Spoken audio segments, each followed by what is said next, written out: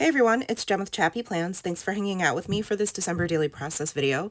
Today I'll be working on story number 9 about our new ornaments this year.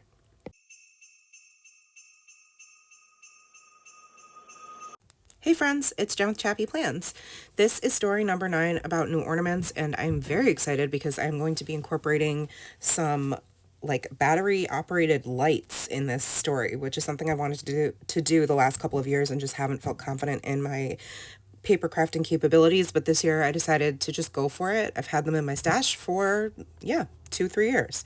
They are Christmas lights from Ranger, and I got them at Joann a few years back, and I'm gonna use them finally. So this year we got 3 new ornaments, and I just showed you some of the items I'll be using from the kit and add-ons this year. I think pretty much everything I'm using is from this year's kit or add-on availability, as well as incorporating my own embroidery floss and those lights.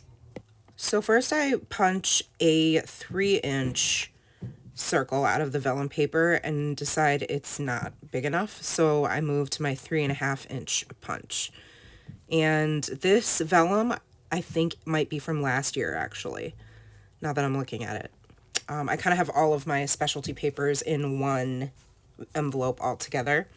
So I'm going to trim them in half, and then I'm going to take my white embroidery floss and hand stitch just around that to create a little pocket for the photo of the ornament to rest. And there's no reason for it to be a pocket.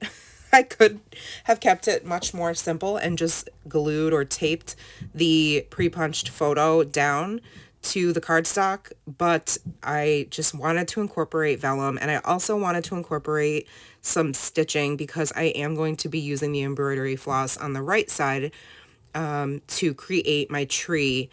And so I wanted to kind of have both sides feature some of the same techniques, even though the colors aren't super cohesive, but I think it kind of all comes together in the end. So I'm just going to do a little bit of this on camera now, and then I'll turn my camera off and finish the other 2 pockets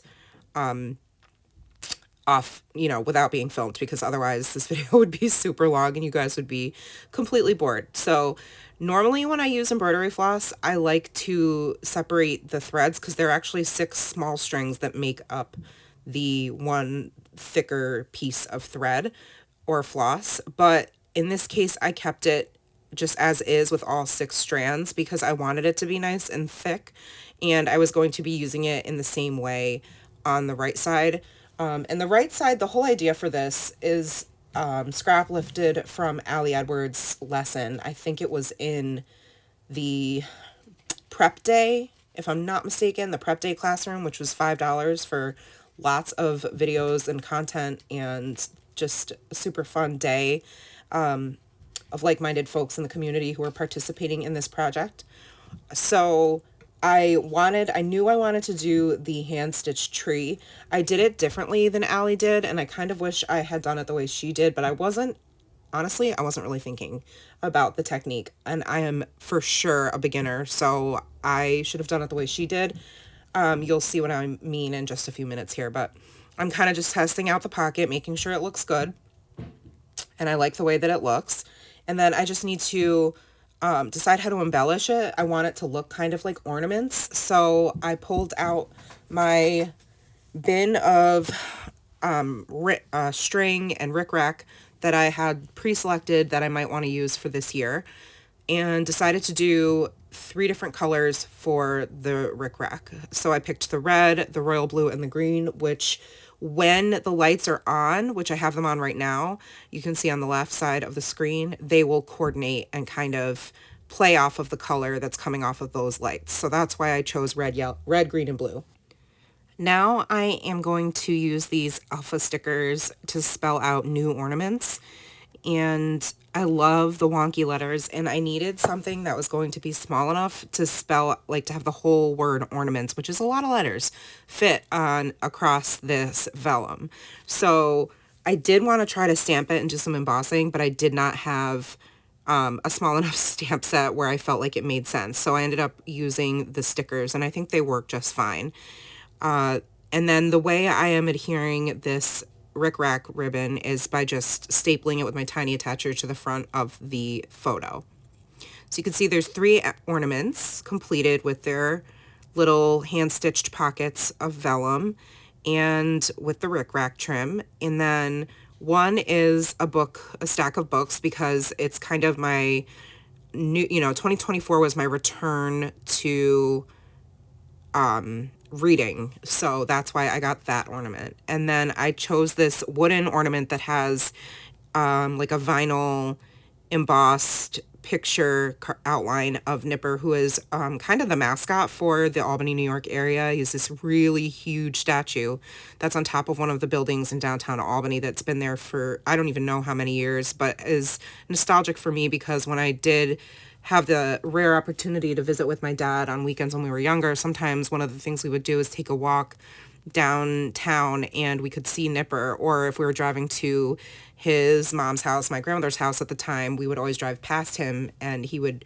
take us that way, especially so that we could see Nipper on top of the building. So when I saw this wooden ornament being offered at a craft fair, I said, oh my goodness, I need to get that.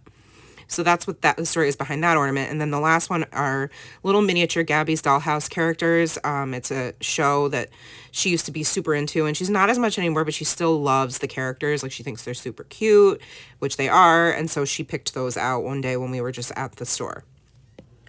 So now you can see I have moved over to the right side and I've decided to trim out the tree. This is what Allie Edwards did in her lesson.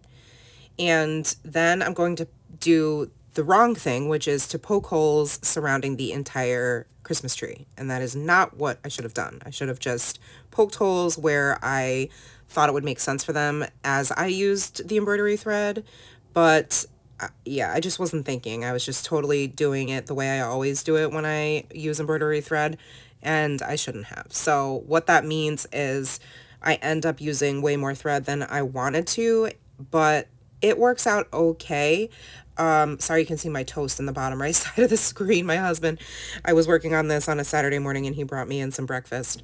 So there's like some slightly burnt toast on the bottom right, but anyhow, bless him for bringing me some food. So I'm going to sew this thread across back and forth in a horizontal way. And Allie did hers, I think, like diagonally, which I like better. I'm not sure, maybe she didn't, but I feel like, I don't know, she didn't use as much thread or something, or definitely didn't poke as many holes as I did, and I like the way hers turned out better, but it is what it is. It's my interpretation, and it doesn't look terrible. It's just, it took a long time, it used a lot of thread, and yeah, it just, I don't know, it didn't quite achieve the effect I thought it would, but it's not bad, it's just different, so... Which different is okay. Like, I poked holes all along the bottom of that tree and they did not need to be there at all because I'm not going to be sewing through that part of the tree. So you can see I finished it off camera and then I added the little red wood veneer star from last year to the top with embroidery thread. And then I'm going to figure out, like, I knew I wanted to string these lights across the tree. I had this idea during the lesson, actually, and I wrote it down on a piece of paper so that I wouldn't forget when I decided to tell this story. And I actually thought I was going to use this technique or this piece of the paper crafting part to tell the story of our trees this year, but I ended up not doing that. So I was glad I was able to get it fit in this album, just going along with the ornament story instead. And so what I did was I took some red line tape and I stuck the battery pack down to the back, and now I'm just going to use some Scotch tape and just sort of bend the lights in a way that makes sense to me so that when you look through the front, they are kind of spread out.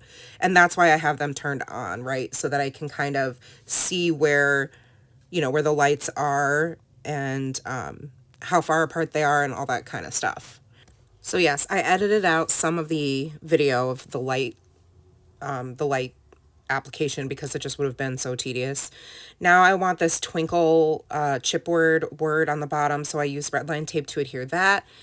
And the last thing I'm going to do is add a bunch of charms to the embroidery thread. So I'm going to take all the washi tape off.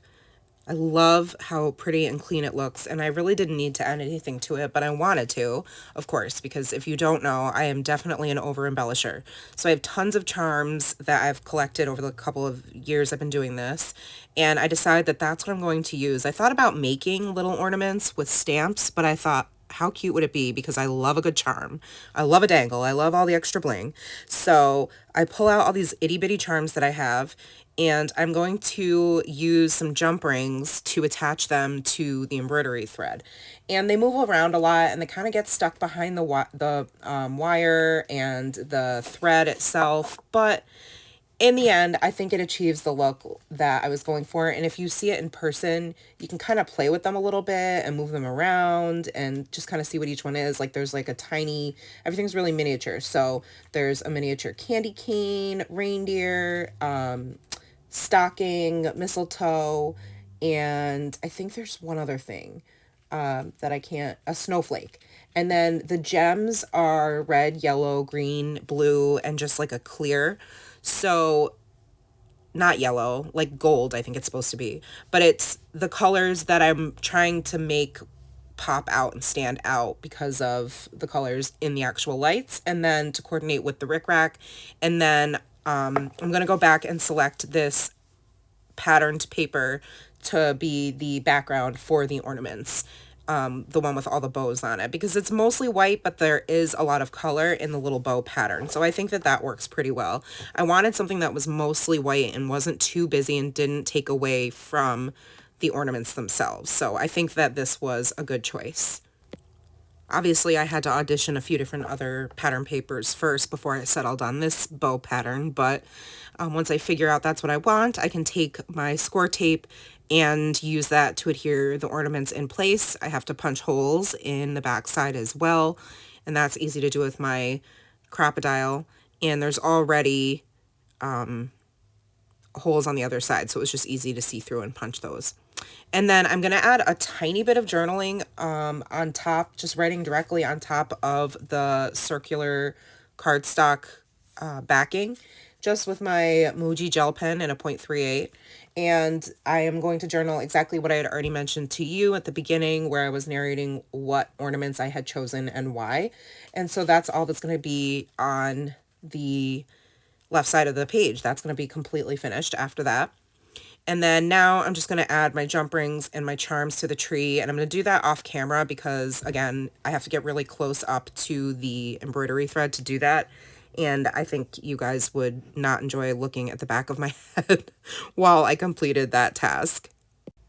Okay, so here it is all finished. I love the charms and the lights that turn on. I think that's super fun. No, this is one of Nora's favorite layouts I've ever done, which is not ironic at all because her name means light, and that was her first word, and she has always been obsessed with lights, especially Christmas lights. So here's a look at it in the album. This was a lot of fun to make, and I hope you guys enjoyed. Thank you to Allie Edwards for inspiring this story, and thank you guys for watching. I would love to know your thoughts, and if you use any of this as inspiration, be sure to tag me so I can see your creations. And if you like this video and other videos like it, give it a thumbs up, subscribe, and hit the bell so you don't miss future content, and I will see you guys in the next one. Take care, friends, and remember that you are enough. Bye!